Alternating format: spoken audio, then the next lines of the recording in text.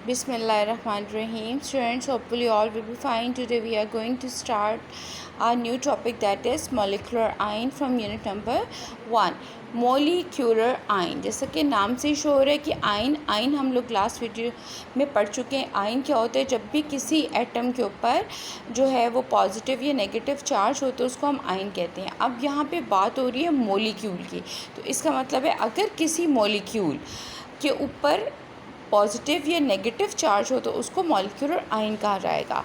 इसकी proper definition देख लेते हैं। व्हेन अ मॉलिक्यूल लूजेस और gains an electron it forms molecular ion. बिल्कुल ऐसे ही इसकी भी दो टाइप्स हैं, एक को बोलते हैं जी कैटायनिक मॉलिक्यूलर आयन और एक को बोलते हैं एनायनिक मॉलिक्यूलर आयन।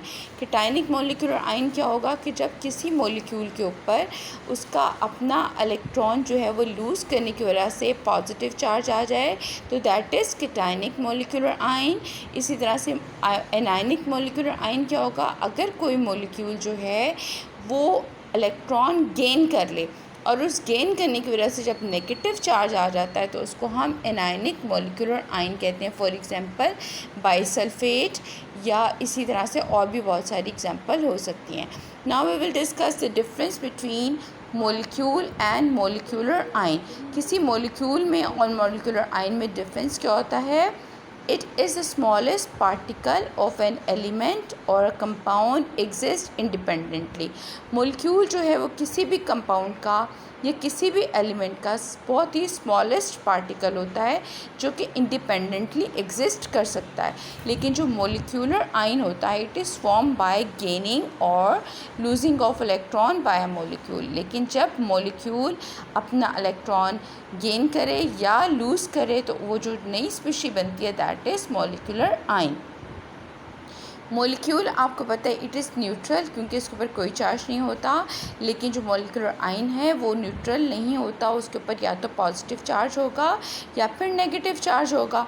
इसी तरह से थर्ड जो है वो इसकी जो है वो प्रॉपर्टी क्या है, डिफरेंस क्या है कि it is form by the combination of atoms. Atom जो है वो मॉलिक्यूल्स की जो एटम्स की कम्बिनेशन से मॉलिक्यूल्स बनते हैं, लेकिन it is form by the ionization of molecule. जब मॉलिक्यूल की आयोनाइजेशन होती है तो मॉलिक्यूलर आयंस बनते हैं। And the fourth and the last difference is it is a stable unit. ये स्टेबल यूनिट होता है, ये स्टेबल होता है, रिएक्टिव नहीं होता। लेकिन जो मॉलिक्यूलर आयन होता है वो बहुत ज़्यादा रिएक्टिव स्पीशी होती है, वो फ़ौरन दूसरे जो है वो एलिमेंट्स और दूसरे एटम्स के साथ रिएक्ट जो है वो कर लेता है। होपफुली आपको लेक्चर समझ में आ गया होगा। Thank you so much.